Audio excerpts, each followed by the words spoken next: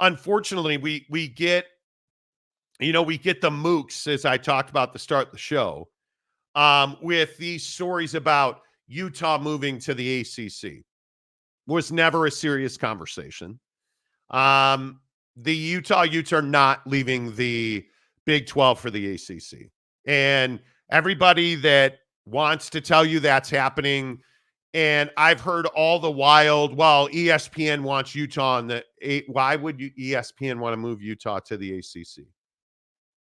Oh, well, Monty, they got to have travel partners. I've never understood this. And it is this constant need for attention. These people that will tell you, oh, Monty, they're talking.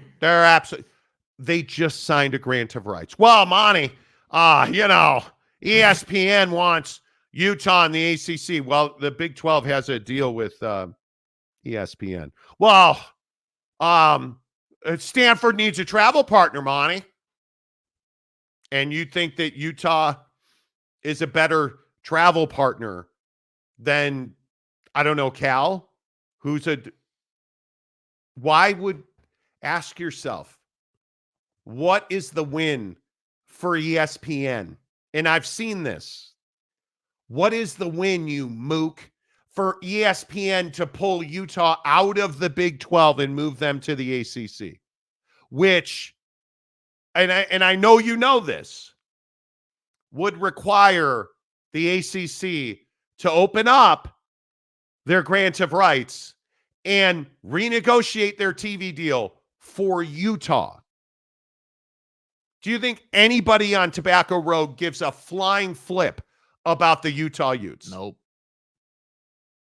And yet, everybody runs with it. And here we are, all over the internet. Oh, my God, trending news. Utah's going to the ACC in a 20-team conference setup.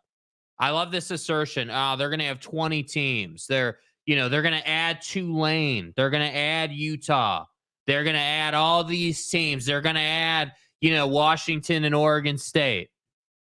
And come on. And again, I'm just going to point out what we've talked about on this show in the past. Utah spoke to the Big 10. Utah spoke to the ACC.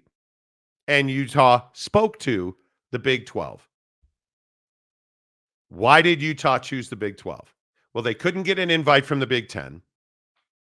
And they are not, under any circumstance, going to expose their student athletes to the rigors of the travel and the strain on their health, including their mental health, that comes with the hours that they will spend away from campus because they're in the ACC. Not to mention they couldn't get the money they wanted from the ACC, because ultimately, at the end of the day, that's what it comes down to. Mm-hmm. But why are Stanford and Cal in the ACC? Because they were desperate. Why is Utah in the Big 12? Because they were never desperate. They led the movement of those four universities. The Arizonas, Colorado, and Utah wound up in the Big 12 under the guidance of Utah, who was, and go back and watch all of our Pac-12 meltdown shows. Utah was the unquestioned voice of reason. Utah was Moses parting the Red Sea and leading Arizona and Colorado through the valley into the land of plenty in the Big 12. Even when Arizona State didn't want to go. And the truth is, Utah could have joined the Big 12 with Stanford and Cal. Utah could have gone there and never seriously considered it. There's only one place for Utah. Don't listen to the Mooks. Don't listen to the attention grabbers. Don't listen to the people who are only out in the world trying to get you to come inside and sit on your phone and stare at TikTok all day. Don't listen to them. Utah was never going to the ACC. Yeah, it just doesn't make sense for Utah. And that's why I say, like, why would Utah want to go to the ACC? That's the question that I asked. As soon as I saw this, I was like, wait, hold on. Why exactly would Utah go to the ACC now? Like, what sense does that make? Why, like, Utah doesn't it's a need slow them, news man. cycle. Yeah, like Utah doesn't need to go to the ACC. Utah's not desperate. Utah is locked in. They're good. They're chilling. So I just thought it was hilarious that, and I couldn't figure out the origins of it. I have no idea. There was much speculation about where this air quotes, circle, asterisk, underlined, where this came from. But that's the exact problem. It's not anybody reputable. It's not like it's Pete Thamel saying that Utah is interested in the ACC, or Ross, or anybody else that Brett McMurphy. Like, it's not like it's any of the major guys. And I just go back to the process of the Arizonas, Colorado, and Utah. Colorado made it very clear from the jump: we are leaving the Pac-12. Very clear. And I think Utah did a very good job of keeping that calm, because there was no question that there were multiple scenarios laid out in front of the four corner schools. Like, there's no question that they were going to act as a group. There's just no question about that. There was never a time, and I think people like to go back and rewrite history, but those of us that were on the leading edge of the news cycle know what happened. And the truth is, they were never going to act independently. Arizona State and the absolute buffoon that is the president of Arizona State tried to torpedo the last moments of life that was the Pac-12. But ultimately, his undoing was Bobby Robbins, for whatever he turned into. Bobby Robbins and Taylor Randall at Utah stuck together. And Colorado was already a foot out the door.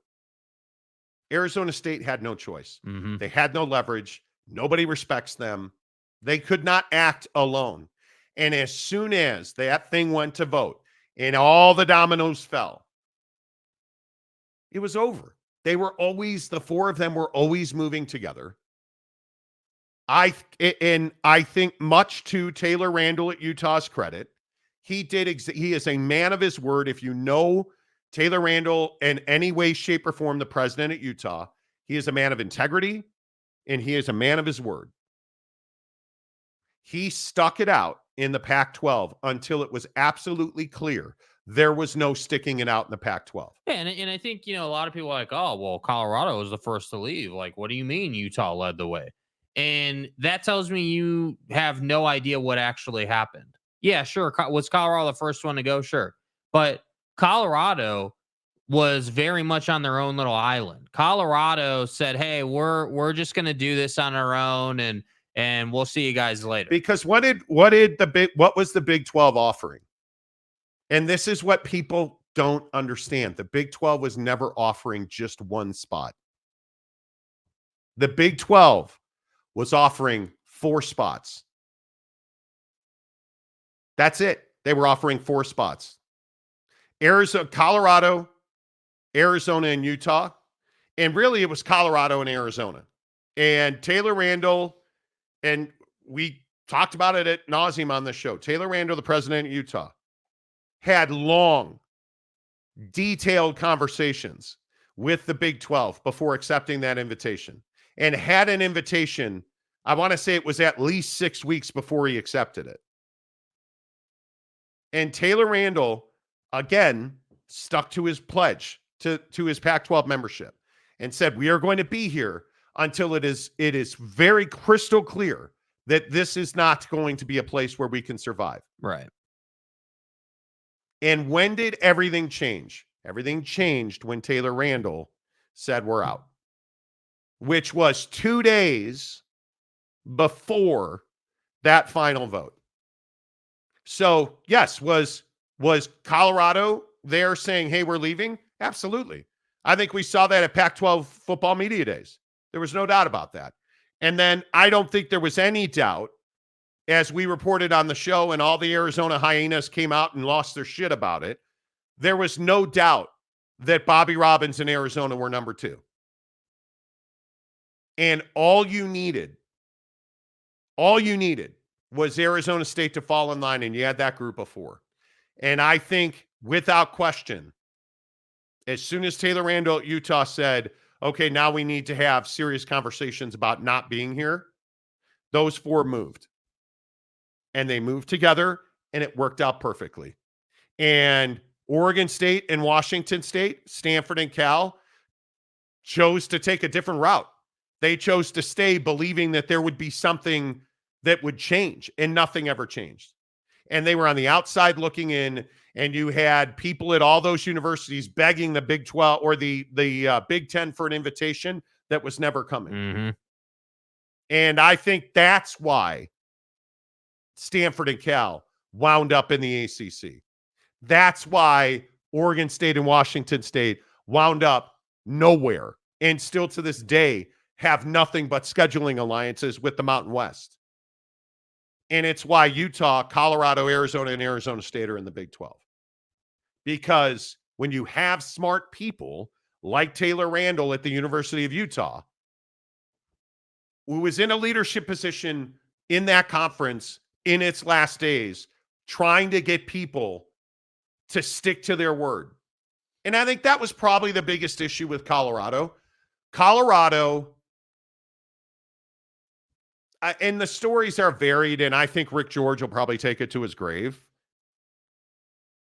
There was a fracture between, in my opinion, between the Pac-12 and its leadership committee and Colorado the day before Pac-12 football media day. Yeah, I mean, I remember talking about, like, Colorado was trying to move forward, in terms of business. Like, they were good with streaming. They were good with, the new age stuff in terms of business that, obviously Pac-12 leadership was not necessarily good with. And I think that was the hard part for guys like Taylor Randall, is like, Taylor Randall's not stupid. He obviously understands, like, hey, streaming's coming, and obviously, like, we're shifting away, like, it's not even in dispute, and it wasn't in dispute then. The numbers tell us that people are shifting away from the traditional media outlets and they're going to streaming. So I think part of the rub was the philosophical differences between Colorado and what they were trying to do, and what folks like Kase at Washington was not trying to do. Well, and they desperately wanted, the Pac-12 desperately wanted to deal with ESPN. And I think one of the more interesting conversations is that I think they thought that it was inevitable they'd wind up with ESPN. And ESPN came back at less than $10 million per school per year on a partial deal. And what the Pac-12 should have done is gone all in on Amazon Prime Sports. And it just never came. They wanted Amazon and ESPN to negotiate against each other. It never happened. Yeah. Yeah. Their legacy is complicated. Utah's not moving to the ACC. Stop biting the hook, because it's just not going to happen. So, all right, let's get your comments in here. Always love talking to you guys. The comment section every day on this show is presented by our good friends at Prize Picks, prizepicks.com. Use the promo code Monty to get 100% deposit matching. That means if you put in $5, they'll give you $5. So you'll have 10. They'll double your money up to $100. Do you know what you can do with $200 on Prize Picks? You can play for a year on that, because I think the dirty secret about Prize Picks is it's not very difficult to win money on Prize Picks. Yeah. And really all it is more or less. Like, I was looking at Prize Picks this morning trying to make a Luka Doncic. Hey, Luka. We're going to have to talk about your boy Luka, who I know is your favorite basketball player ever. I feel like I have a needle in my eye right now. That's uncomfortable. Tonight, I think it's very interesting that Luka's at 30.5 points. in a closeout game Mm-hmm. against Minnesota. That game is in Dallas. I can't believe Minnesota gets swept. Do you buy Minnesota getting swept? I don't know that they get swept, but I buy a big game out of Luka. I think 30 points is a proper number. I mean, He's if at tomorrow 50 for points, rebounds, and assists. if tomorrow we're rolling up on the show talking about a 40-point triple-double, 40, 10, and 10 out of Luka, I wouldn't even be a little bit surprised. I think the two guys that are winners tonight, Daniel Gafford, 21 points, rebounds, and assists, and PJ Washington, 21 points, rebounds, and assists. And I think one of the guys we have to talk more about when we do NBA here coming up is Naz Reid. Mm-hmm. Because that dude is having a series. So download the Prize Picks app, use the promo code Monty.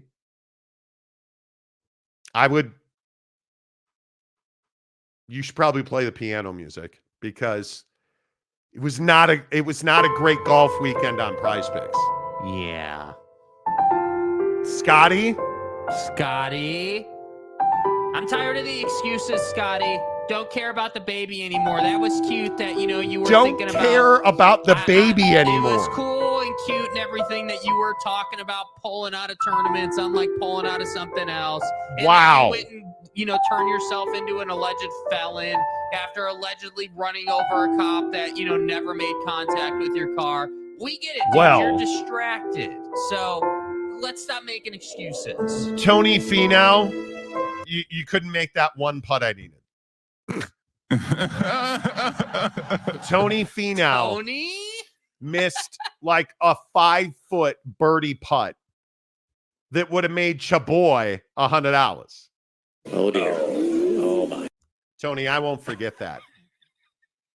I won't forget that, sir. Golf is hard on Prize Picks. Yeah. But, life is hard. Let's see. Who is okay, so Tanner, who's here very early today. Jake Hatch said that BYU did help Utah get into the Big 12. Is this really of question? Is this really a question? I don't know what iPatch is saying. BYU absolutely back-channeled for Utah. Yeah, what do you mean? Because, BYU was in the Big 12 first. So what did BYU do? Brett Yormark. Again, this is on our channel. Go back and watch. I guess it would be July and August.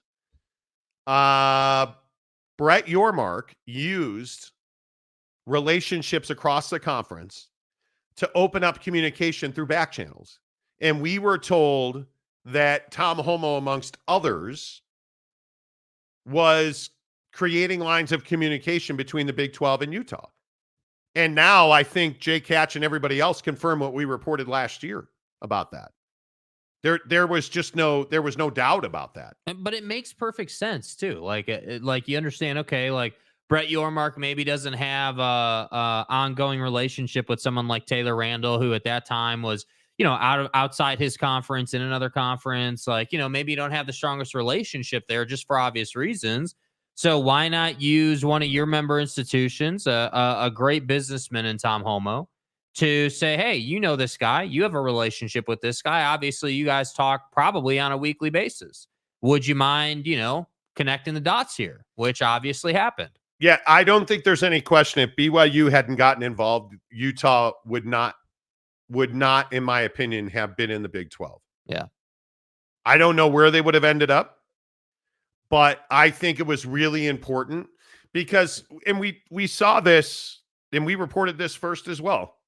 The Big Ten and their hesitation was that they didn't want to be seen as the ones that killed the Pac-12. Yeah, raiding the conference. The Big Ten didn't want to be seen, that's the phrase. Yeah. Didn't want to be seen as raiding the Pac-12. Yeah. Well, I think the interesting part is that Brett Yormark didn't want to be seen as raiding the Pac-12 either. But he certainly wasn't going to stand by and miss an opportunity to strengthen his conference. And I think he did a very good job of really shoring up his flanks, call it what you want, adding Arizona State, Colorado, and Utah, bringing a power football brand into your conference like Utah was absolutely the right move.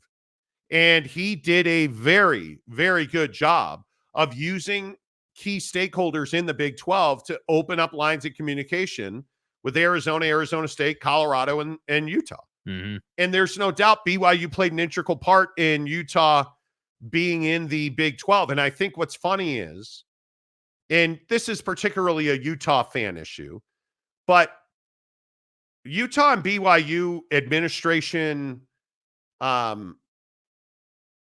people involved in those processes don't dislike each other.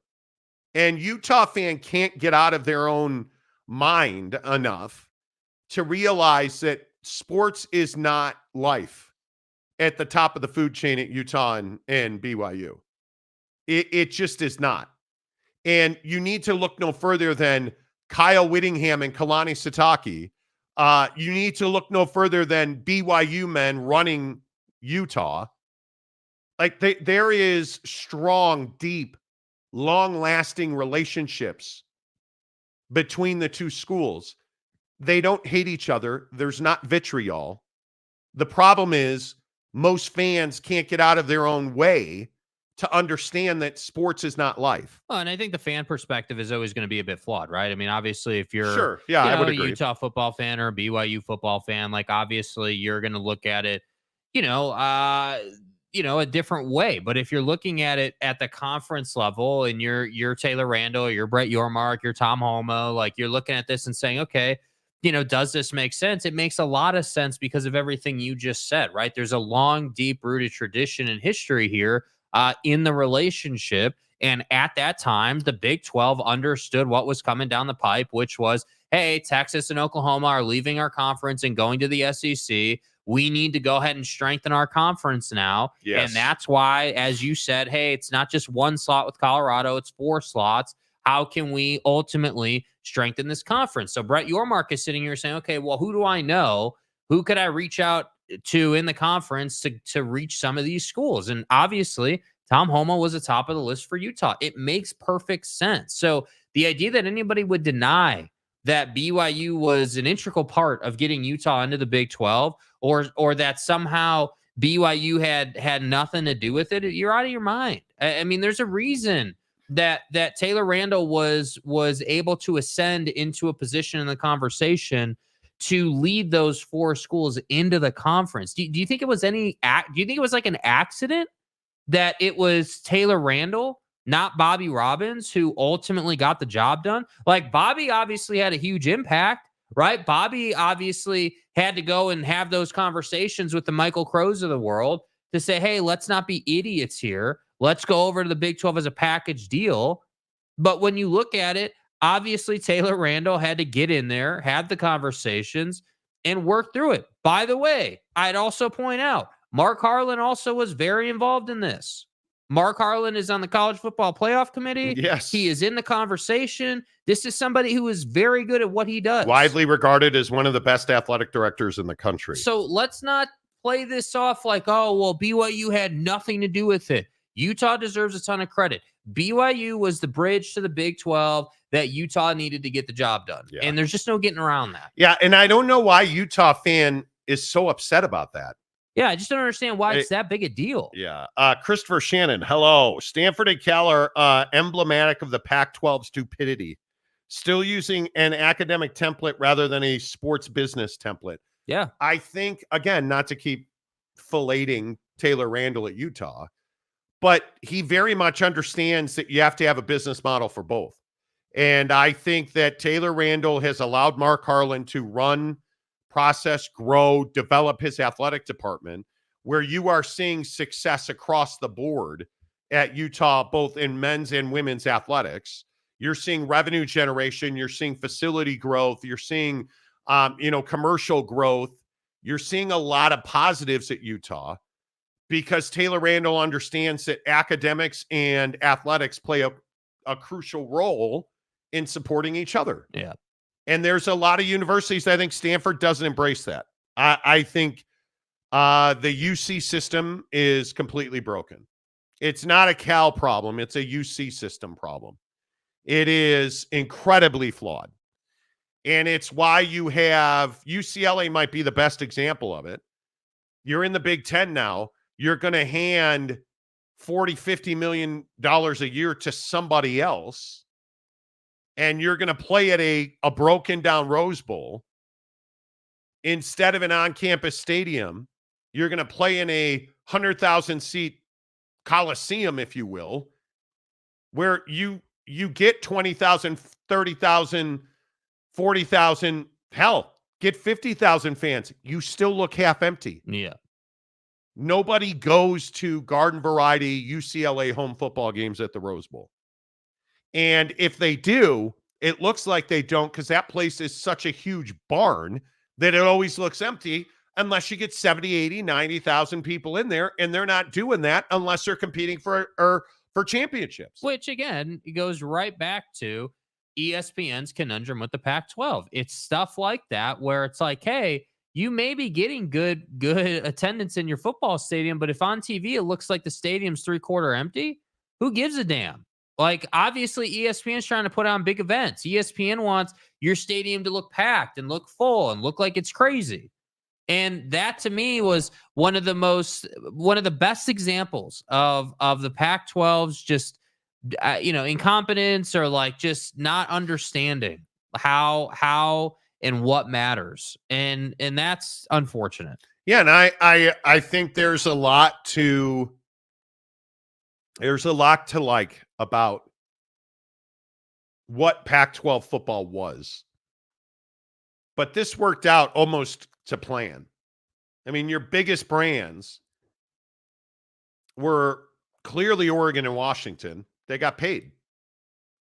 You look at what's next, Utah, USC, UCLA, they all got paid. And I know it's what Oregon State and Washington State fans hate. You had a situation at Washington State where you were so poorly managed, you weren't willing to make prudent decisions.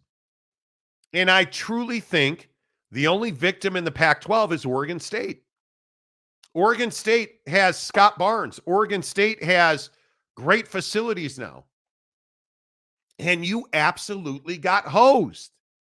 They are truly, Oregon State is the victim of the Pac-12. It's horrendous that they are not in a Power 5 conference. Yeah. Power 4 now.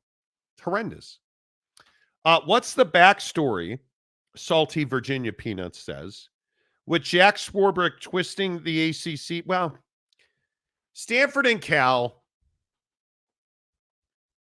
I don't think Jack Swarbrick twisted anybody's arm. I think the ACC, Jim Phillips, those in that conference that believe in that conference, were concerned about keeping their numbers at 10. And I think they knew what we already now know has come to fruition, which is you're going to lose some really important brands in that conference, and you better find a way to backfill or the conference is going to go away. And I think you added Stanford, Cal, and SMU as a way to keep your numbers up. Because does anybody believe that Stanford, Cal, or SMU is going to vote to dissolve the grant of rights if we ever get to that point? I would highly doubt they would do that. Because then where do they go? I don't know where they go is the answer. Yeah. They don't know where they go. Yeah, well, and I think the other problem for the conference is those three schools don't backfill the caliber of school you would be losing in that case. So it's kind of a chicken and an egg thing, right? Hey, you got your numbers up to protect the grant of rights and make it almost impossible to break it. But if they were to find a way to break it, now you are in deep, deep trouble. Well, and I think the other issue is that you have, like Stanford, it's just about apathy. You have so much money. Their endowment is, I think it must be in the gazillions. Can you measure it? But does Stanford really do everything they can do to win? Clearly not. Mm-hmm. And you have a situation at Cal where you're so hamstrung from stupidity that you're like, you hire Mark Madsen at Cal, which is a really good move, and you're hamstrung financially. Are you going to compete in football? Probably not. Probably not. Yeah, and I think that's a difficult thing for Cal, too, is like their reputation has been damaged through this whole thing. I don't think there's any doubt. I mean, you hear Cal and you instantly think, yeah, that's kind of a dumpster fire. We're not particularly interested in having business conversations with Cal. James, so on Oh. brand. I've talked to several Utah fans on Twitter. Most of them have been cool. I'm excited for Utah, Arizona State, and Colorado to join the Big 12. Oh, that's so heartwarming. Stay hard. I looked at my inbox this morning on Twitter. Oh, God. Were you just ready for violence today? Is that what this is? I have 101 DMs. Via social media. Like Dalmatians. Hyenas. No chance am I going to read those DMs. Well, Monty, you said this and that, and you hate our program, and it's all BS. I had, when I logged in this morning, over 500. It just said 500 plus notifications. Not going to. You don't always have to be negative. If you're talking to Utah fan on Twitter, bro, your mental health is in jeopardy. It truly is. Aaron Wilson, hello. Mike, a lot of Utah fans still disrespect the Big 12. They do. Yeah. Mike Smith, you are one of the rare ones then. James, true. Calford, what's up, Calford? Good to see you. Calford was expecting to go with Oregon and Washington to the Big 10 along with academics, but the Big 10 had other plans. Because I don't think the Big 10 or anybody else wants anything to do with 20 plus right now. Now, that's going to happen, in my opinion, because I don't see how, and actually, I don't know that it will. I think a super league happens before we get anything else. And I think the appetite from leadership across college athletics is starting to trend towards, hey, we'd like to calm things down a little bit. we're ready to quiet the waters, if you will. UW fan Jim Romadunze. I don't think OSU and Oregon State and Washington State choose to stay. They just had nowhere to go. Oh, I think that there's no doubt that incompetent guy that used to, well, still does, but's going to retire at Washington State. He would have stayed until he choked on the debt that is likely to fall on top of Washington State. Yeah, and I think you should pay attention to Pat Chun at Washington too, because he played an integral part in Washington State's failures from a financial perspective, and I think that with all due respect, he failed upward. The athletic department burned to the ground, and you went across the street to Washington. So I thought that was a really low cash move. I thought it was a low cash move that Kirk Schultz decided now would be a good time to retire after, making all those mistakes and leading your school awry. Yeah, retire. Oh, I know. Yeah, gracefully step away from the dumpster fire that you created. Like it is the only true victim is Oregon State, because they were never a major player at the table, yet they were at the table, and it just is what it is. And by the way, they play Dream Killer every year on the football field, and they deserve a lot of credit for that. And I at that time last year, go back and listen, I wanted them to get into the Big 12. I thought it'd be a decent fit, but the reality is they just weren't more valuable than the other schools, and that's unfortunate, but it is what it is. Yeah, But yeah, the Washington State stuff, that's about as low cash as it gets. That's about as brutal as it gets. You're gonna die on that hill. Yeah, I think Pat Chun and Kirk Schultz are the worst of the worst. I think that you led your athletic department into the ground. You have no idea what you're doing, and you want to sit on video conference calls that are available to the public and try to make these corny ass jokes to make it feel better. And like you don't want to answer questions, and you want to talk about college football playoff shares, and you want to talk about all this stuff instead of answering the question, which is, how are you getting out of, what was it, $72 million in debt in your athletic department? How the hell are you getting out of that? Because it's not going to be the college football playoff shares. So then when you couldn't get out of it in the conference burned down, what did you do? You left the school. And now the school has to figure out a way to pay this debt in a conference that they have no business being in. And that's why I'm not going to let it go. Roger Sales. Hello, Roger Dodger. Don't forget the Pac-12 turned down Texas and TCU and others 10 years ago. Huge mistake. Yeah. Because those schools were politically right and the Pac-12 was far left. I don't know. I don't know. I'm not going to sit here and say it's a political thing. I mean, Yeah, sure. and I think we're probably too far past it to go in. Now, with BYU, I think BYU didn't get into the Pac-10 because I think there was a stigma around, well, Sunday playing Magic Underpants, bro. Yeah, their reputation. Yeah, no doubt about Yeah. it.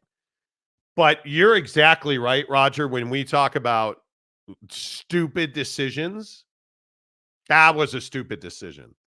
The idea that USC and UCLA walked out the door and nobody knew that they were going. Yeah, I think you're exactly right. You're exactly right. By the way, how good do USC and UCLA look now? They got out ahead of this thing.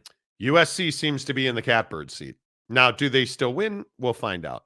Nate Simons, hello. Thank you for the $10. Is Oregon State playing a long game to get into the Big 12? By scheduling home and home non-con games with Big 12 teams and moving some Olympic sports to the Big 12 as an affiliate member. I think that the Oregon State is taking every move that they can make to compete against the best teams that they can schedule. Mm-hmm. Because part of the biggest issue here is you're not relevant. Relevance is a huge problem. You have a scheduling alliance, and I think until some of these financial issues are worked out, you're not going to be able to merge or do anything significant. I think Oregon State, I love Oregon State. Yeah, I think it'd be a great fit on the football field. I hugely respect Scott Barnes. Yeah. The athletic director, who thankfully is not dead because he damn near died. I really have a lot of respect for Scott and that athletic department because Scott Barnes is an incredible administrator, a really good human being who just did not have the ability to move the way he wanted to move. There was no appetite at Oregon State. And I don't know if they fell under the trance of, Fulio at the Palouse. I don't know. But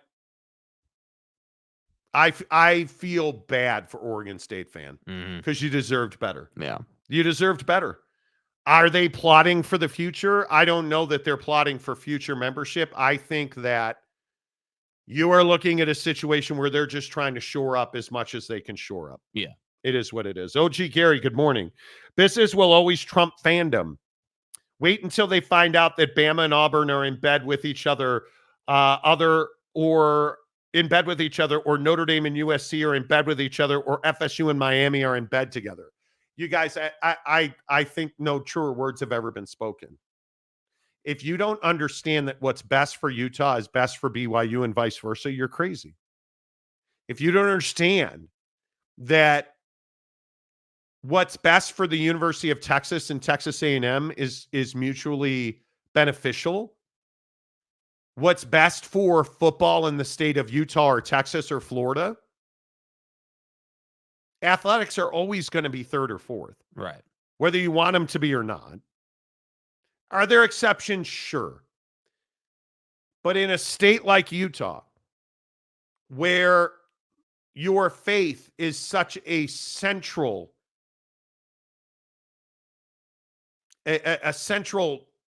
decision-making, life-changing, when it is gravitational, whether you are at Utah or BYU, until you embrace the idea that the unique build and way of doing business in the state of Utah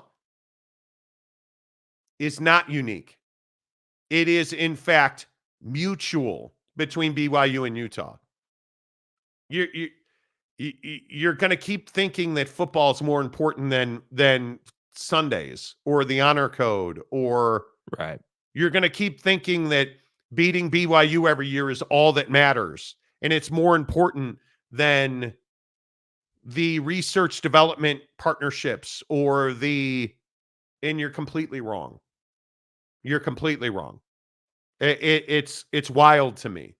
And it's usually Utah fan, and I don't know why Utah fan just can't let go of their boner for BYU long enough to understand that athletics is not nearly the top of the totem pole in this state. It just isn't. Right. Why did Kyle Whittingham go to Utah? Because that's what was best for Kyle Whittingham. Oh, Kyle Whittingham is a BYU man. And you'd think that he would never go to, that's right. Why don't you hate Kyle Whittingham then? How many current Utah students know that Kyle Whittingham's a BYU guy? Young people.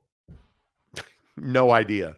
Right? Like, I don't think that it's like, being advertised that Kyle Whittingham is a BYU guy. I don't. I think what's being advertised is Kyle Whittingham is Utah. Kyle Whittingham has carried that program through thick and thin and, has done a lot of great things. And that's fine. I'm not even saying that's an issue. I'm just telling you that, again, if you can't see that, the relationship is deeper than BYU sucks or, whatever, then you're exactly what you're calling yourself, which is a fan. And you don't have a basis for the opinion you have.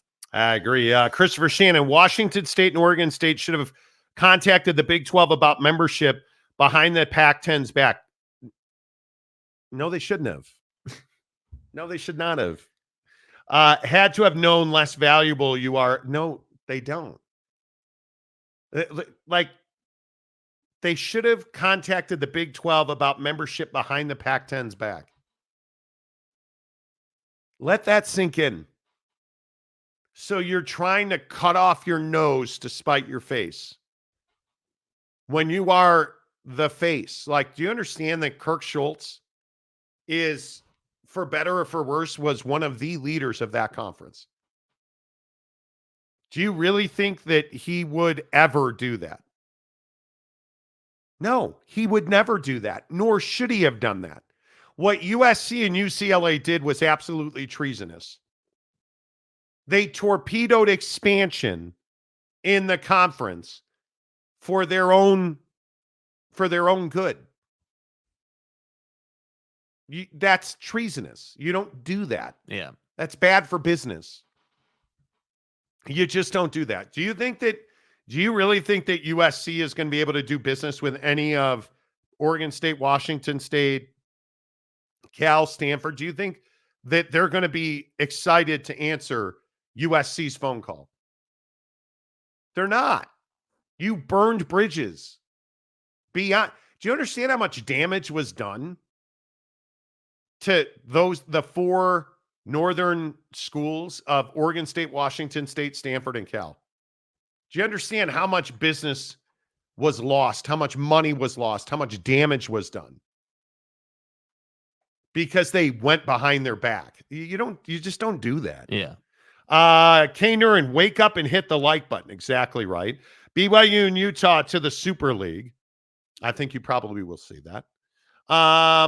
Calford, Oregon State is one of the four founding members of the PAC. You don't go in behind people's backs. Like, that's not the way business is normally done. But, like, with all due respect, I don't even know that them being a founding member is relevant. I think what's relevant is you just from a business standpoint, you don't do that. And I think that's what was so shocking about the SC move to the Big Ten is that it was, behind people's back. It was in the middle of the night, if you will. It was, hey, like, nobody knows about this. We're keeping this hush hush. We're going to tell people, we're going to jump on conference calls with the other schools and say we shouldn't expand. And then we're going to go to the Big Ten. I mean, it's savage. It is absolutely selfish, savage, caring for oneself. But, with where the conference is now or isn't now, how can you look back and blame SC for what they did? Right. So, like, if Oregon State would have gone behind people's backs, as you're saying, and like found a better place, yeah, it probably would have, it would have been sort of a bad look. But at the same time, how are you going to blame them? Yes. And that's what I think is difficult. So I don't think it has anything to do with, oh, they're a founding member of the PAC or they've got a responsibility. The responsibility for a school at Arizona or at Oregon State's level is to take care of themselves and to make sure that they don't get, pushed into a conference that they don't have any business being in. And I really believe that. They don't have any business being in the Mountain West, man. They're a power school and they just need to find their way back now. Yeah, I think it's really interesting that people the lack of perspective on some of this stuff. John Dry, hello. Wyoming is in the Big 12 in wrestling. I think it helps them in football. Well, they're an affiliate member, is what that's called. But Alabama's an affiliate member. Aren't they isn't Alabama a member of the Big 12 in, like, I could be wrong, in rowing, I think women's rowing, right? Like you're an affiliate member. I don't it is what it is, man. You know what, man? I think people love to theorize, and it's fine. It's fine. November ice storms in the Big Ten country are almost non-existent. Okay. I don't know what that means. What does that mean? WTF craps. Oregon State has better fans in a city than Oregon. I bleed yellow and green. Okay. Caps Lock Friday Coug. Hello. Washington State and Oregon State didn't bring in the dollars, therefore not as valuable. That's what it comes down to. The funny thing is Washington State has really strong TV numbers. But in Corvallis, you're in a tiny market. Mm-hmm. And the hard part is you had just made a massive investment in renovating your facilities across the board. That's the hard part, is they had put out so much money. It's wild. Sir Bob Lob, wintry, sure. Ice storms are a different deal. The weather in the Midwest is rarely terrible during football season. Is it cold in November and December? Yes. But do you think it's not cold in Salt Lake City? Do you think it's not cold in Seattle? Do you think it doesn't get rain? And do you think it's not cold in Eugene? If you look at SC, do you really think that SC is they're not going to be able to compete in football because it's 17 degrees? I don't think that's the case. I truly do not. Tanner Plummer, my wife and I are thinking of moving to Washington. Would be interesting to live in Big Ten country with packed snobs that are probably still there. Washington's expensive. Yeah. Washington State, Washington, D.C., not cheap. Mike Smith, if Fox and ESPN wanted Oregon State and Washington State in the Big 12, it would have happened. Sadly, it did not. Well, and we always talk about brand and market value. But I don't think it's about those two. I think it's about a bigger picture, man. I'm not going to sit here and be like, oh, man, wow, woe is me about Washington State and Oregon State. Like, hey, you've got a set of circumstances. You knew what the circumstances were. And unfortunately, you got the short end of the stick in this situation. And I don't think it's that ESPN hates you. I think it's that ESPN has grants of rights agreements, TV agreements, done with conferences. And if they're going to change those, it's going to have to be for a bigger fish. And I think getting anywhere near, what are they at 17 now? You'd have been at 19. I think the bigger issue is, what has Washington State done on the field? And financially, they are a wreck. Why would you want to add them? I think that's just the reality of it, right? It's just, yeah. Caps Lock Friday, USC left because they didn't want to play on Friday nights. Well, they're playing on Friday nights now. No, I think USC left because they wanted a payday and they wanted to get out of that situation. And I think USC understood who they were and where they should have been. And I think they wanted the financial stability. And I think they leveraged their brand. And I think they flexed by hiring one of the best available football coaches in the country. I just think USC was fine to let UCLA ride their coattails because it helped USC. But we'll see. I think USC went to the Big Ten for stability and financial prosperity. I think it's as simple as that. Dakota Tubbs, hello. USC and UCLA really pulled off a Putin-level psyop on the Pac-12. They absolutely did. And it worked. They're now unalived as a conference. Yeah, they Navalny'd the Pac-12. That's right. That's right. Door handle poison and stuff. Okay. Mr. Ed Wainer, like number 42, Bill Walton died with the Pac-12. Texas and Oklahoma also hindered Big 12 expansion twice. They did. Christopher Shannon, look where Washington State and Oregon State are now. Nowhere good. USC has a Friday game this year. They do. UW fan Jim, amen, Monty. USC and UCLA killed the Pac almost single-handedly. After that, it was just a slow-moving train wreck. It was. I agree. Kay Sumbry, hello. I can't wait until the season starts because Utah's running the Big 12 would be a horrible look for the original 8, although I'm confident Oak State will take care of them. Well, you are going to have that amazing quarterback. Well, you're not. Well, and it's a mullet. I mean, we had this conversation last week. Yeah. Tanner Plumer, Mr. Washington. I think part of the reason why Utah fans have this undying hatred towards BYU is because many BYU people have a superiority complex. Oh. Because they have this idea that they are God's university. Well, they don't God go bless. to Notre Dame, so I don't know how they could believe that. Because we all know, we all know that Notre Dame is God's university. We all know that. Sir Bob Lob, affiliate member equals meaningless to football. Yes, it does. It means that you only compete in one sport, or there's a lot of affiliate members in wrestling, rowing, lacrosse on a certain level. Like, you have affiliate members. Well, Monty, we're going to the SEC in knitting. Isn't that great? You have affiliate members because you don't have those. Alabama doesn't have rowing in the SEC. That's why you have affiliate members. So you look at it's wrestling, women's rowing, so that you can gymnastics. Put together a conference schedule. University of Denver is an affiliate member in gymnastics. Wow. So, man. Yeah. Eric and Raleigh, fans expect their team to act in the way that they would act as fans. Mm-hmm. Yeah. The Beavs and Cougs have been left behind. Prophet Yormark has parted the Pacific Sea and split the Great Rocky Mountains to make way for the 4 Western tribes to find.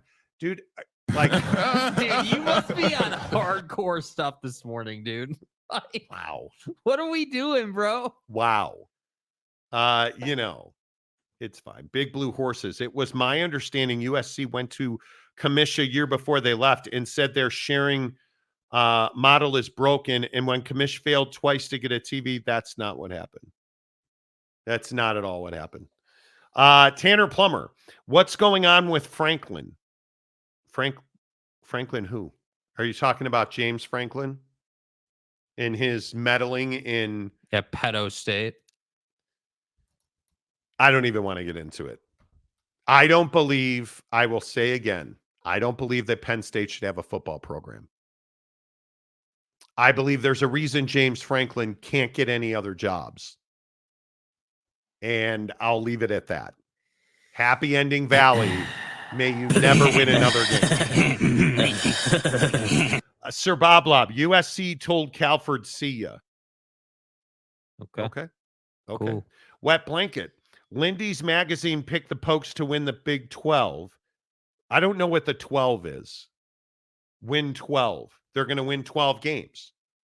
So they're going to go undefeated? Okay, Wet Blanket. I mean, that's going to be very difficult. Bro, the salt that's going to happen when Utah wins this conference is going to be real. Be some pissed off people. I mean, just for the wellness of our listenership, I would hope that Oklahoma State would win. Okie Light. Okie State. We would hope. But they're not going undefeated to win 12. That's tough.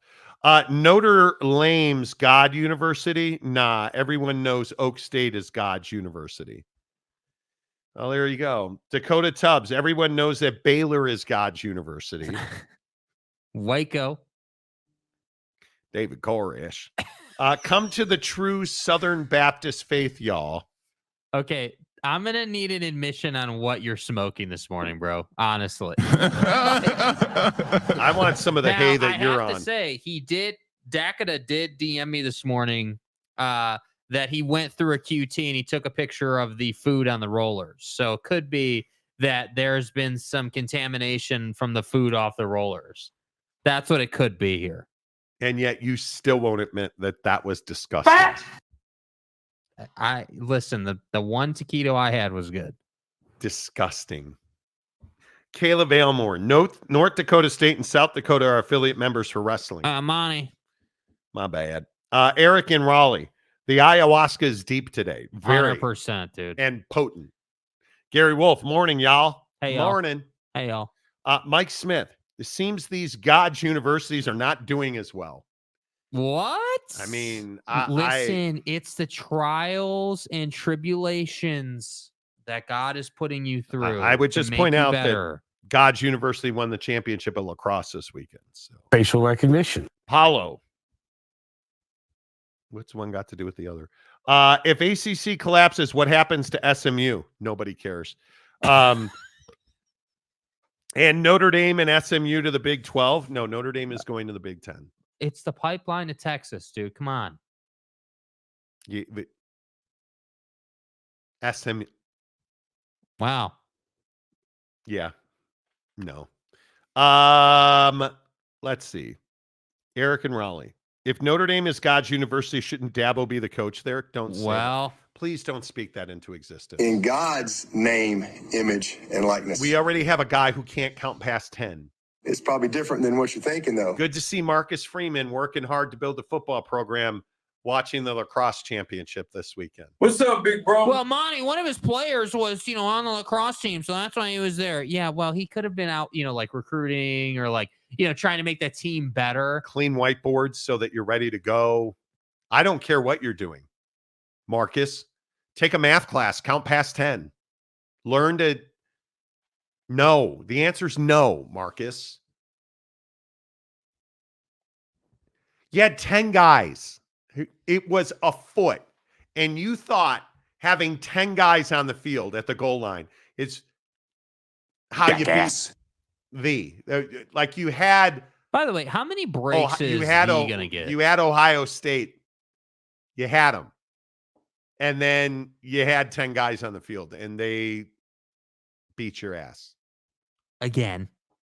Now, were you probably stopping them with 11? No, because you're a mid-fucking average coach. But it would have been nice. Garbage. It would have been nice if you'd have had some fat-ass defensive linemen on the field, but you were too busy lining up your lacrosse tickets. I'm so bitter over that play. They had Ohio State on the ropes, dude. You had him. Call me fucking Rudy. Not we the, had not him. the, Have but you, we. Do you know who Rudy is? Yes, there's a movie. From the movie. So there's a movie about Notre Dame football. And Rudy Rudiger is this upstart. Now, were they in the ACC in that movie, or were they independent at that time? Correct. Okay, but he was this upstart midget who was trying to. Dude, be respectful, short person. He was this little person. Yeah. And the movie is complete bullshit, and it's made up, and the script isn't even close to what really happened. Here's my uniform. I'm going to turn it in so Rudy can play. And here's my uniform. And here's my... That never happened. That's not what we're about. No, it's not. We don't tell the truth. It's called the Bible. We make up stories. Anyway. Noel God's Ramirez. Name, image, and likeness. If Utah wins, we riot. Well, okay. We ride at midnight. You do you. I'll be sleeping. Tanner Plummer, honestly, if Utah wins Big 12, I'd be cool with it. Oh, well, thank God. I was worried. Dude, bro, if you're cool with it, then we're good. I respect the hell out of Kyle. Shut the fuck up, Donnie. Yeah, Tanner, I was thinking, I got to admit, now that you've said this, I was thinking, well, what happens if little buddy, if Utah wins the Big 12 and there's no Star Wars reference because we all know Star Trek is better than Star Wars and the Lord of the Golems and stuff. So I was worried, because now you're moving to Washington and you're a Big Ten fan. Catch me outside. How about that? Me and my wife are considering moving to Washington. Oh my God. Dude. Wow. Me and duck season are going to be real close now.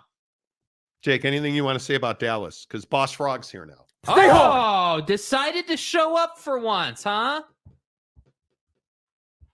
Can't golf together, but you want to show up once a month. Okay. Yeah, boss, we'll just be over here fucking off. We'll golf by ourselves. It's fine, dude. Don't worry about it. I know you got to buy a house and you got, Porsches to drive. And I get it, dude. Excuses and work and this and that. I get it, dude. The stars are playing and the moons are playing and, Yeah.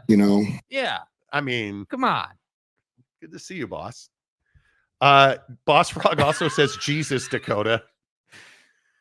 We agree. Jesus, Dakota. You got to find Jesus somehow. Yeah. Noel Ramirez says, Rudy. Now, Rudy. This is not to be confused with Rudy Gobert. We're talking about a different Rudy, so don't get him confused. See, Rudy Gobert is 7 foot tall, but in mind, he's a little person. So, Tanner Plummer, Jake knows who Rudy Rudiger is. It's a miracle. It is a miracle. 2 holes. You didn't know, you've never heard of Dallas, the TV show No, Dallas. because it happened in the 50s. You don't know what am I going to do? How do you not know who Sue Ellen is? You don't know who Sue Ellen is. What am I, dude? What do you want me to do? This is before my time. I wasn't even boiling the bag. Why when was this stuff was on TV? Why was Bobby Ewing in the shower? I don't know. Let's ask James Franklin. Okay, wow. Did you really just make a pedo joke? You did, and that was pretty well done. Good talk. It's Thanks. fine. Luke, Boyd Lake, Rudy fades. Yeah. Okay. Okay. All right. Crypto Dolphin wants to know if we think Trump will be held accountable. Crypto Dolphin. Crypto Dolphin, dude. What kind of name is that? Never mind Sue Ellen, Pam for the win. That's right. Pam Ewing. Or Pan? Pan Ewing. Pan. Knots Landing or Dallas? Go. Joan Van Ark. Do you know who Joan Van Ark is? Do you know how? God, you're an embarrassing child. How could you not know that? Do you know how much forearm strengthening I did? Do you know how many children I lost on the carpet to Joan Van Ark? Knots Landing was amazing. Well, I'm glad she didn't show up on the night that I was great, man. You know what I'm saying? Jake, it is okay. Dallas was so shitty. It was nighttime soap that a bunch of guys and gals watched. Same guys that would make fun of daytime soaps. Okay. I visit once a month, and Comrade Tubinsky is already raising my blood pressure. Comrade Tubinsky. Oh, dude, that's awesome, bro. So good. Boss Frog also says, just saying hi, J2H. I miss my friend, Yeah, I miss you too, dude. Show up. I miss my friend. Well, there's a movie that's from. Bro. Oh, fuck. The prison movie. You know all about that. The Wire. Yes. No. Do you know what The Wire is? Yes. Have you ever seen The Wire? I've seen an episode. Nope. Haven't seen The Wire either, man. Oh my God, dude. What is that movie? You haven't seen it. That's why you don't know it. It's Shawshank Redemption. Thank you, bro. Thank you. I miss my friend. Yeah.